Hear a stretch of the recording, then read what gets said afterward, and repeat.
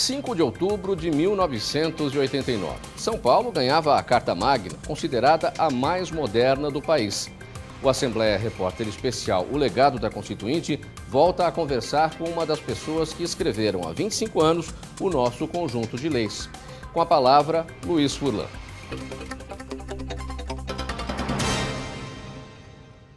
Para dar início ao processo de votação, os constituintes realizaram várias reuniões durante o início da semana. A preparação envolveu 84 deputados representantes de 10 partidos políticos. Ela serviu para que o projeto, com mais de 300 artigos e as 3.000 emendas avaliadas durante 24 dias pela Comissão de Sistematização, fossem devidamente estudados por todas as bancadas, que agora darão a forma definitiva à nova Constituição do Estado de São Paulo. São Paulo está escrevendo a melhor Constituição que o Estado já teve.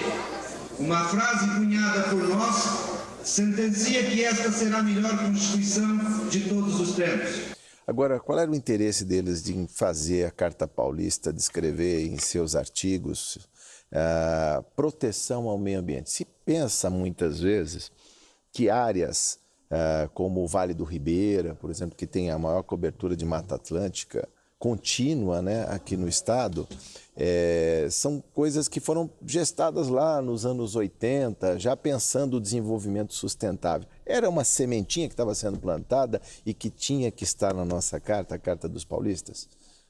Eu acho que tinha, obrigatoriamente tinha. Você fala do Vale do Ribeira, foi feita, existe, não regulamentada ainda dentro da Constituição, um artigo que prevê até uma indenização aos municípios para justamente preservar a mata, preservar o que se julgava importante naquela época e que, infelizmente, ainda nesses 25 anos veio a ser um pouco deteriorada. Sim. É uma pena, mas é muito difícil você preservar e desenvolver.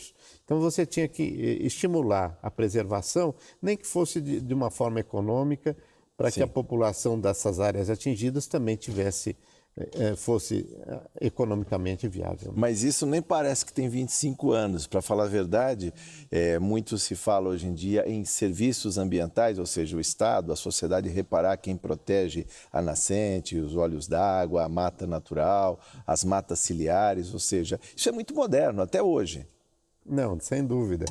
Mas a modernidade conceitual daquela época precisava ser, e precisa ainda ser implementada por ações concretas, seja de cunho legislativo, mas principalmente também de cunho operacional. Precisa haver uma coragem em fazer isso, em estimular justamente isso, em recompensar, por hora, quem protege a natureza. Sim. Que é nosso futuro, né? O futuro dos nossos filhos está aí. Na nova Constituição, o Estado deve ter mais poder para administrar com eficiência a questão do meio ambiente. Ainda no capítulo meio ambiente, a questão das águas, né? Eu lembro na discussão que se foi colocada na época sobre o uso múltiplo das águas, se pensava, por exemplo, as represas feitas no começo do século passado para geração de energia, e a mão dos ambientalistas fez constar na Carta de São Paulo a parada do bombeamento das águas poluídas para a represa Abiles. Isso foi emblemático, né? Uma discussão muito bem tabulada aqui. Foi, e é uma das grandes conquistas, acho, da Constituição Paulista, porque ela previu essa necessidade, ela reconheceu essa necessidade e impôs no texto legislativo esse intuito. Como homem do interior do Estado, participando da vida livre do campo, luto pela preservação de nossos rios. Apresentei emenda que proíbe o lançamento de despejos urbanos e industriais sem o devido tratamento em qualquer curso de água corrente. Dentro dessa proposta que está na carta, dentro dessa lei, se fala no bombeamento só quando houver a exceção, que é uma enchente em São Paulo, ou seja, aí haveria o bombeamento para a represa Abiles. Do contrário, a represa tem que servir também para o lazer e para o abastecimento, para matar a sede dos paulistas e paulistanos, não é, deputado? E hoje, cada vez mais água tem que ser preservada. Nós estamos em vias de uma seca em São Paulo. Pois é. Essa discussão também passava na cabeça do legislador, ou seja, olhar o São Paulo do futuro, uma São Paulo para os 25 anos que são agora, mas para os 50 anos depois da aprovação dessa Constituição do Estado de São Paulo, em 1989. O que se pretendia desse Estado? Um Estado moderno, um Estado pujante, forte, rico, reconhecidamente? Sim. São Paulo já era rico. Já era o principal estado, sempre foi o principal estado da federação. A pujança, nesse sentido, veio do reconhecimento da necessidade da proteção ambiental. Sim.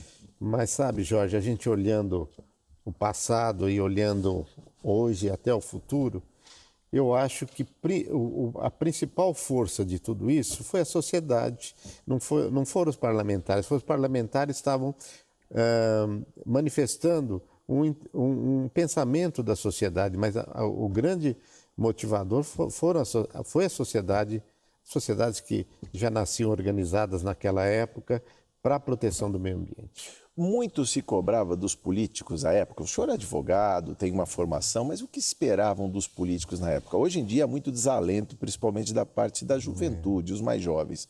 Mas naquela época se cobrava muito dos políticos. Lembremos que estávamos saindo de um período de exceção, foram 21 anos de ditadura. Se cobrava bastante. Eu não tenho como comparar, mas também os políticos não eram bem vistos, mas excepcionalmente naquele momento nós estávamos num pós-constituinte federal. Sim.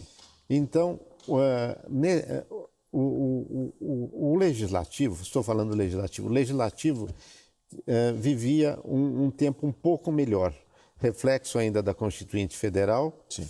Mas onde se acreditava mais no político do que se acredita hoje, sem dúvida. A questão da Carta Cidadã de 1988 ter colocado muitas incumbências, muitos deveres para o Estado, ou seja, o guarda-chuva ficou imenso. E, ao mesmo tempo, muitos direitos para o cidadão. Mesmo aquele que tem posses, que pode pagar, tem que ter o direito dele preservado. Como é que o senhor vê esse paradoxo, que é ter os orçamentos limitados e as demandas sempre crescentes de uma sociedade que ansiava por direitos? Na verdade, você disse bem, principalmente a sociedade ansiava por direitos e vinha de uma época de exceção. Então, eu acredito que a Constituição de 88 representou a concretização de uma espécie de libertação do indivíduo. E esse indivíduo, naturalmente, queria ter direitos, acho que nem sempre foram bem mensurados. Sim. A economia com os direitos. Então, isso necessariamente ao longo do tempo teve que ser um pouco adequado.